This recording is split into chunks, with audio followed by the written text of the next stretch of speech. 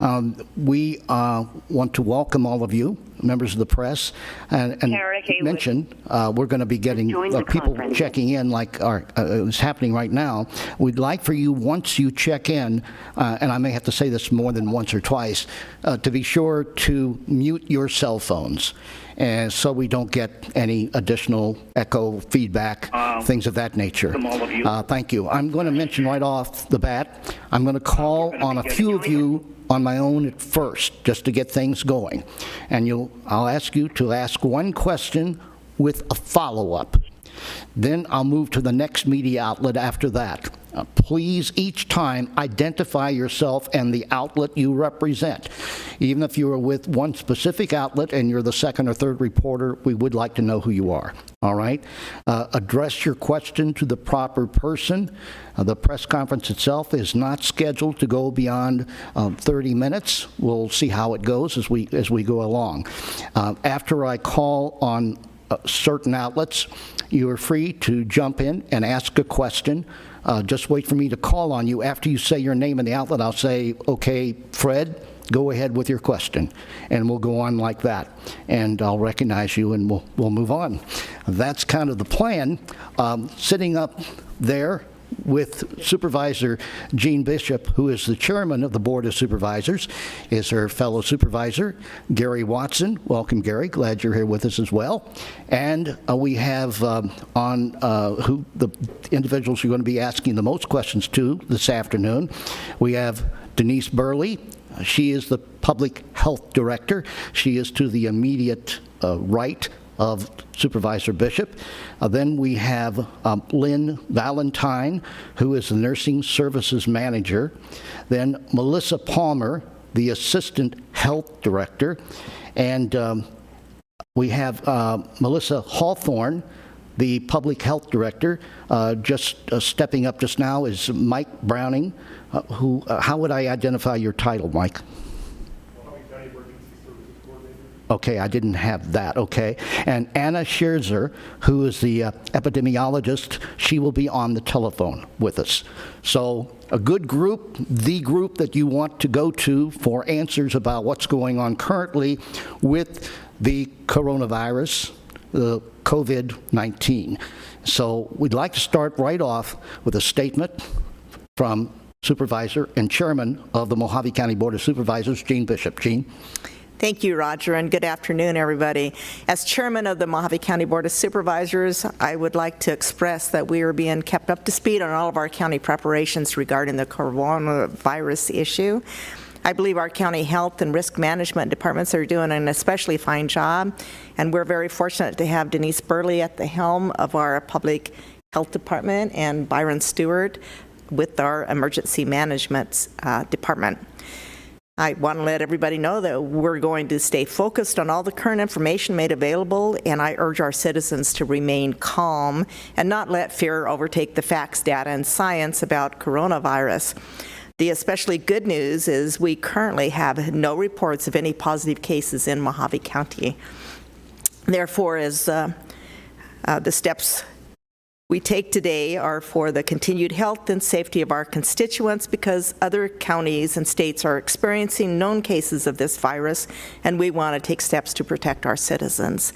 Therefore, as chairman of the Board of Supervisors, I do hereby declare an emergency in the unincorporated areas of Mohave County to address the COVID-19 virus.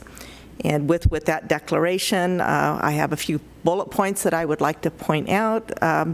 This declaration an emergency may free up federal and state funding earlier and more rapidly. The second point I want to make is declaring an emergency puts the county in a position where it can immediately be ready to act if specific events arise and the county needs to act swiftly. Next point is declaring an emergency ensures that the county has all the necessary tools available and in place to address the needs of the public.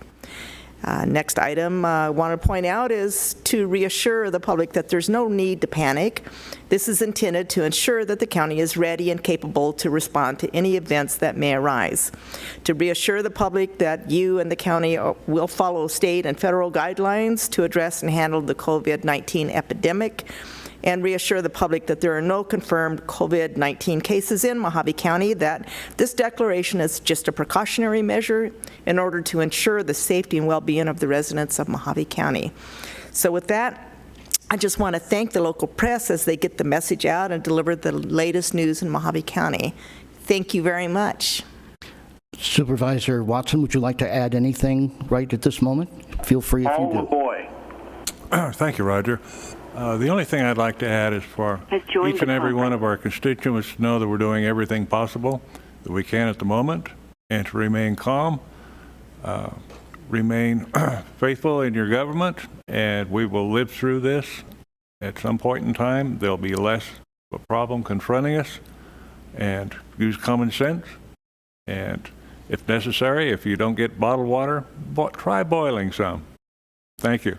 Thank you very much, sir. Before we turn to Denise, one thing I did want to add, I sent out a press release this morning that came from the Small Business Administration, which is very, very interesting and a vital interest to Mohave County, because they are among the counties in the state of Arizona that are going to be getting additional assistance directly from the SBA with some very special loans. And I'm sure we're going to be hearing more about that later, and it'll be probably reported in the news later today and tomorrow morning as well. But it is very good news indeed for our county. Let's turn right now for a statement from Denise Burley, who is our Public Health Director. Denise. Thank you. Good afternoon. What we want to talk a little bit about today is the current status, and then we can get into some questions. Currently, there are 27 cases in Arizona. That number is updated regularly through the Arizona Department of Health Services website every morning by 9 o'clock. The number of current cases, as Supervisor Bishop mentioned in her opening, is 0 still. We have no confirmed cases in our county. We are working with all of our partners on a response effort and trying to make that as coordinated as possible. We are working regularly with school districts and school administrators, city leaders, hospitals, and social service agencies and other agencies to ensure a coordinated response. We recognize the federal and state governments have declared emergencies, and those declarations can provide additional funding and resources to support our mitigation efforts. The Bullhead City and City of Kingman have declared emergencies. The Lake Havasu City is considering this option at this time. So I don't have any further word on that. Our messaging is really pretty straightforward, but we want to make sure that people understand or are following the CDC guidance that's available, which was just recently updated as of yesterday. So if I can read some of those recommendations off, it would be really helpful for everyone to know what they are. If someone in your family has tested positive for COVID-19, which at this point we do not have any positives in our county, but keep the entire household at home and contact your medical provider. ADHS strongly recommends that dining establishments in areas of known community spread, which we are not one of those counties at this time, including Maricopa, Pima, and Pinal, discourage dine-in traffic and instead provide curbside pickup and drive-through, which I believe some of that guidance was also placed in the City of Kingman proclamation and Bullhead City proclamations. Recommendation to cancel or postpone mass gatherings of 10 or more people. There has been a statewide closure of schools until March 27th or through March 27th. Recommending telework and other alternatives when available, increasing our hand hygiene, washing with soap and water for at least 20 seconds, and most importantly, stay at home if you are sick. So I welcome questions and certainly hope that between all of us and Anna Scherzer, who is on the phone, that we can respond to those questions. All right. We're going to start off with, I'll call this out at the very beginning, from the Lake Havasu City Herald. Do we have a question? If so, please identify who the individual is asking the question. Thank you. Do we have the Herald with us? Yeah, hey, Roger, can you hear us? Yes, we can now. Go ahead. Okay, go ahead. This is Michael Zog. You said there's been no confirmed cases, but I'm wondering if there have been any presumptive positive cases. Can we bring the volume on that up a little bit, please, if possible? Did you get the question okay, Denise? Certainly. We have no presumptive positive cases in our county. You have a follow-up on that if you like.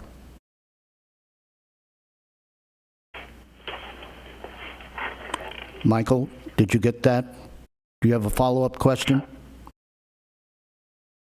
Yeah, we're hearing a lot of rumors down here in Havasu. When those rumors fly, what is the policy on letting people know when there's a case that is suspected?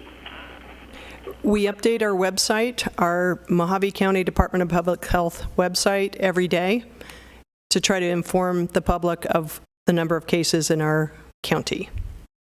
So we will continue to do so. And we also, I believe, update our Facebook page, but let me get confirmation. Yes? Okay. Yes, and we also update our Facebook page every day. And sorry, that's only that's the ones that come back positive. So we know that there were 2 tests that hadn't come back yet, and we were watching those pretty closely. Have those results come back yet? I'm not sure which results you're referring to, and I might have to get back with you on that question. So I apologize. Okay. Okay. It was the eight test Information technology. I'm sorry. So far, all results are negative. Has joined the conference. Okay. All right. Do we have, we'll come back to the Herald if you have further questions. Do we have any questions from anyone from the miner, Technology. from the Kingman miner? Yes. Yes, this is Aga Popeda from Has Kingman left the conference. If we don't have any cases now, I would like to know when is the next press conference and how often you will be updating us in this form of a press conference, or should we just check the county's website and Facebook every day to see if we have cases in Mohave County?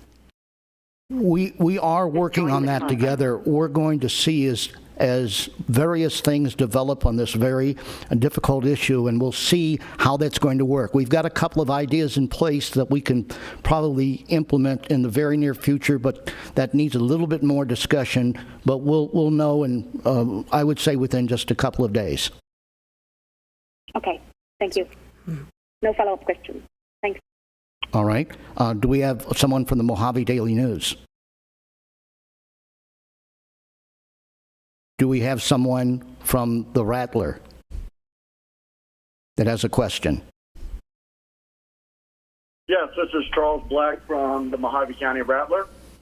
And I'm not sure who to direct my question to, but as of Monday, Clark County, Nevada had reported 35 cases and 1 death related to COVID-19. They reported their first case March 6th. Right now, all the casinos are closed. With Las Vegas and Laughlin being our neighbors, is the county looking at taking more drastic steps to bring us in line with Clark County than Phoenix, since we are so much closer?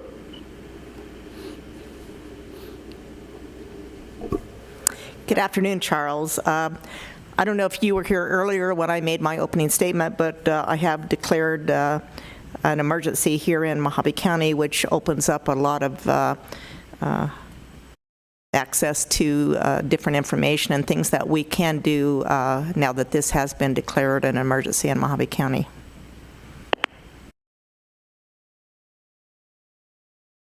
All right. Do you have a follow-up? Okay, I guess a follow-up would be, is the county looking at taking a more drastic step to close non-essential businesses?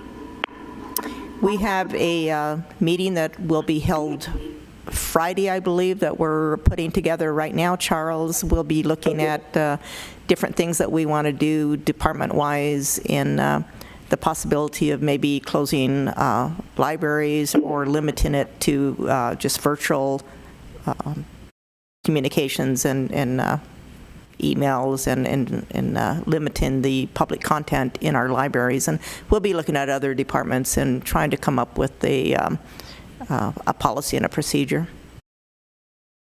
All right. Thank you. Paul Lavoie of Radio Central News.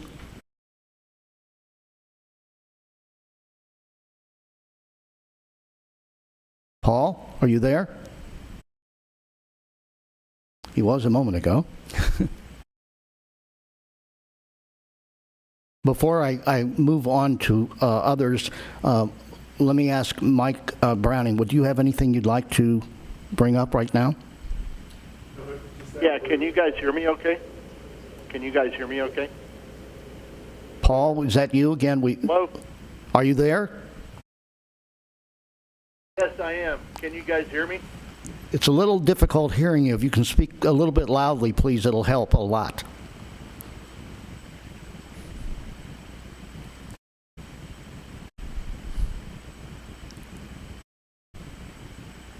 This never happens on national TV, right? No?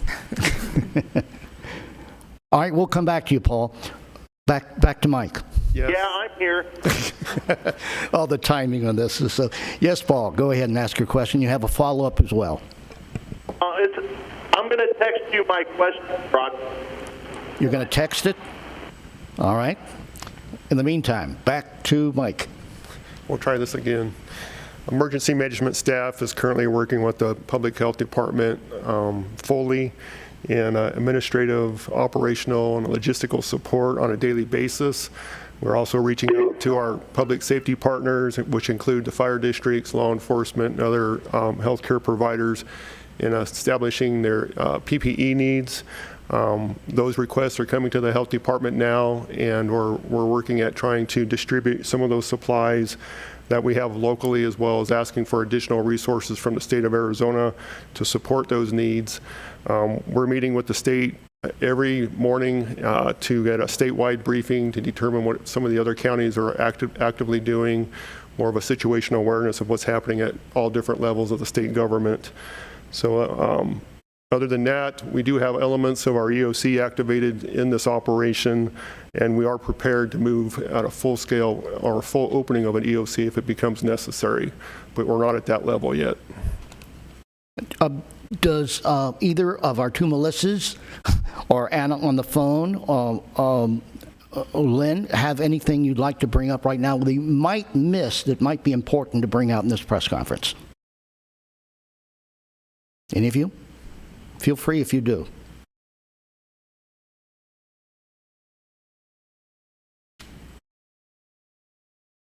I actually would have another question. Agapo Panda from Kingman Daily Miner. Yes, go ahead. Are we already utilizing fairgrounds? I spoke with Mr. Tim Woods this morning, and he spoke about possibility starting a testing center there and a food relief distribution or mobile. Is that something that is set, or are you guys thinking about it? Did we get the question? I don't know. Right, we had a little problem understanding the question. Sorry, I don't know if it was was the volume a little loud? Mohave County Fairgrounds. Will they be utilized as a testing site and as a food relief distribution site, as Mr. Tim Woods, manager of Fairgrounds, suggested? So I have been in contact with Tim Woods, and he has offered that site as an option for testing and for distribution of materials if needed. And we will continue to work with him closely when we need to exercise those plans. Robert Hanson, KTOX 1340 AM. Go ahead. Has joined the conference. Okay, with the closure of the casinos in Laughlin, Nevada, and the displaced thousands of displaced workers within the county, are there any plans for the county to help with those displaced workers? And you know, they live paycheck to paycheck, mouth to mouth, or hand to mouth. Okay, I believe I can take that question. We will be having a meeting Friday, and that will be probably one of the issues that we'll be discussing. Employees do have paid time off available to them if they've earned that, and then we'll be discussing other things that we possibly could do for our employees. But we don't have that information solid right now. This is a fairly recent development as well. It just happened. Here's the question from Paul Lavoie. He would like a follow-up on that passenger that was on the Grand Princess cruise ship from Mohave County. Do you have anything new of where that patient is, or anything that you can tell us that we haven't had before?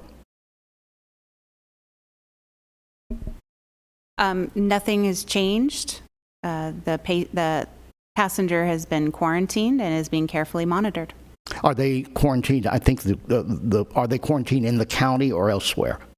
They're quarantined within the county. Robert Hansen, KTOX 1340 AM. All right. His follow-up question is the county considering drive-through testing?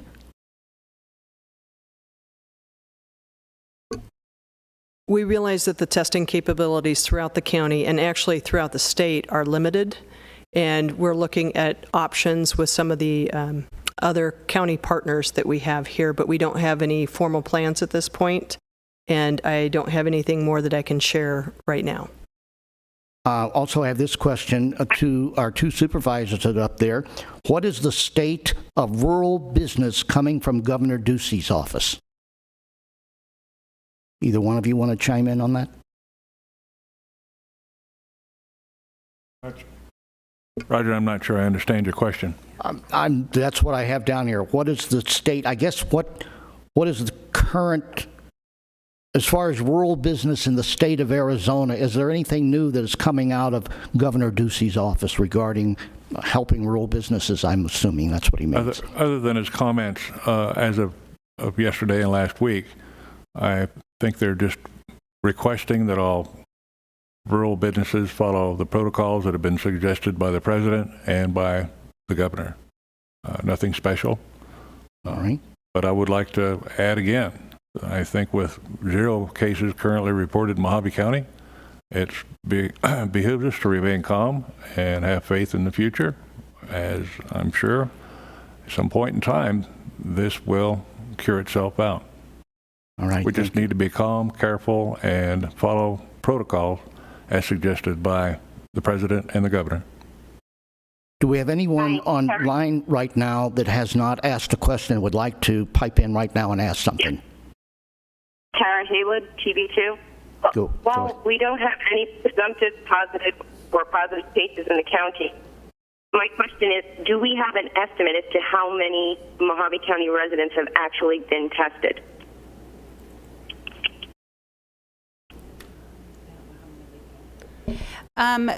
Well, for those facilities who are sending their tests through a commercial lab, we do not know how many tests have been sent because they're not sent through us, through the public health department. For those that have been sent through us, through the public health department down to the Arizona State Public Health Lab, last count was 12, I believe. All right, and that statement, by the way, came from Lynn Valentine, who is our nursing services manager. Thank you, Lynn. Anyone else listening in right now that has not asked a question and would like to? Roger, can I chime in on a... You may, Denise, absolutely. Certainly, thank you. I know testing is of interest to a lot of people, but what we want to stress is that testing capabilities are limited, and they're limited not just in our county but throughout the state, and they need to be reserved for individuals who meet certain criteria for symptoms and exposure. And so we don't have the capability, nor should we be actually trying to test everyone. The goal is we need to be working with people who have symptoms and make sure that we're getting testing for appropriate people and not just everybody who wants testing. Thank you. Thank you. Anyone else online that has not asked a question yet? Chime in right now if you like. Roger, this is Brandon in Havasu. Hey, with so few people being tested, though, should we be assuming that people here do have it and are carrying it around and acting as if it's already here? Sorry, I didn't hear the question. I couldn't hear the question, Roger. You want to repeat that one more time, Brandon, because I don't want to misuse your words. Go ahead, please. One more time. A little closer to the phone here. with so few people actually being tested in Mohave County, should we be assuming that the virus is already here, people are walking around with it, and we should be taking the appropriate precautions? I would say that's a fair assumption, yes. It's not to panic people, that isn't the point, but I do believe that with the limited testing capabilities, we recognize that it is very likely in our community already, and that people should be exercising the necessary precautions.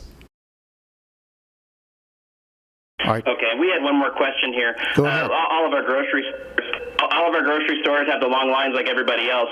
Is that a situation people should try to avoid? I mean, it's getting a lot of crowds in a small place and they're touching everything. We assume that's probably a recipe for disaster.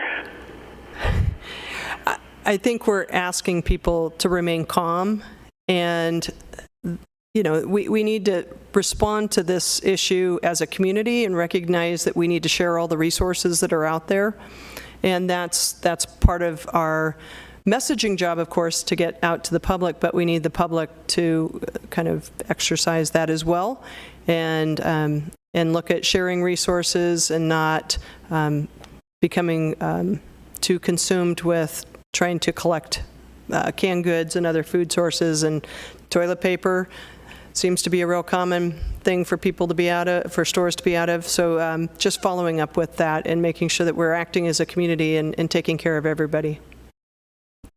Regarding the senior centers and the libraries, what are the full restrictions put into place for both of those entities at this time? Melissa, can you? I can only speak to the senior centers, but as of right now, senior meals are being provided on a pickup basis. So anybody who is at the congregate sites and doing the activities at the sites have been canceled. The activities have been canceled, but the meals are still available for the seniors, and we're continuing that food service for our senior population that we're participating at the senior centers. All right. We have a question here about what about hospital beds? Are there enough to deal with any kinds of immediate problems with regard to our total population?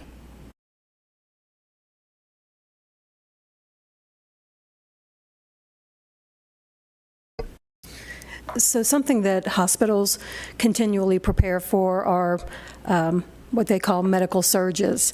And this would be an instance that should we start seeing a number of positive cases that required hospitalization, there are only a certain number of beds at our hospitals. But that is something that they plan for and prepare for, but it would better be answered by the hospitals themselves. All right, thank you. And I think there's one more here. We did have some optimistic answers in the beginning here. Are there any optimistic things you can say about giving to business owners and residents?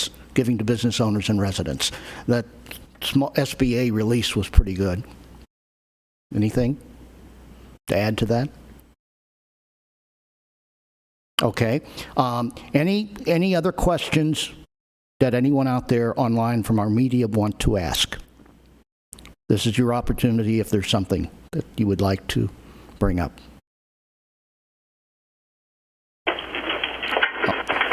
Roger, we hate to go there, but we've heard about some recent deaths in our hospital related to pneumonia complications, that kind of thing. What are the chances people have died from this disease and we don't know about it already? Is there a way of knowing? They can perform COVID-19 testing on a deceased individual, but as far as just knowing if they've died from it, that would only be known if they were tested. So, we also have to keep in mind that we are still in the middle of flu season, and there's deaths from flu every single year. So just because an individual dies from pneumonia or is diagnosed with pneumonia right now, we want to be very careful to just not jump to the assumption that they have died because of coronavirus. There are multiple respiratory illnesses still out there circulating. All right. I want to thank all of you for tuning in with us, and as we delivered this very first one, and we hope we've given out the information that you wanted to hear about at this moment. We're going to do our best to keep you aware of absolutely the latest info on COVID-19 and its relationship, especially to Mohave County. So we'll be continuing to send you press releases and info about that, and doing our best to answer all your questions as well. I want to thank the chairman of the Board of Supervisors, Gene Bishop, for being with us here this afternoon, and also Supervisor Gary Watson. Thank you very much, sir, for coming in and joining us, and our wonderful Mohave County Health Department workers and the leadership of Denise Burley as well. And we're going to hear a lot more in the near future, I'm sure, from Mike Browning as well. So glad you were with us. This is, again, our first effort, and we'll see you again soon. Thank you. Roger, could I just say one closing comment? There's always two different kinds of emergencies that come up, and one's the actual emergency, and the second is the misinformation that comes out and causes a lot of anxiety because of the misinformation. So I really appreciate the health department and emergency services having these press conferences, and I look forward to more to come. Yes, and actually, I was a little bit remiss there. I wanted to hear one last statement from our Mohave County Health Director, Denise Burley. Denise. Wonderful, thank you.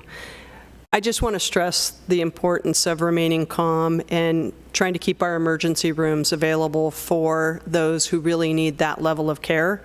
We have a lot of people who are going to the emergency room with symptoms, but they're not requiring emergency care. So that is a real important point we want to stress with the public. And also, while we have a personal responsibility to take care of ourselves and our family, we also need to look out for our neighbors and others who are at highest risk for COVID-19 and for becoming ill overall. And we have a responsibility there that we want to stress and work together to achieve. Thank you very much. We have a great county we all live in, so let's keep it that way as best we can. Thank you so very much, all of you, for tuning in.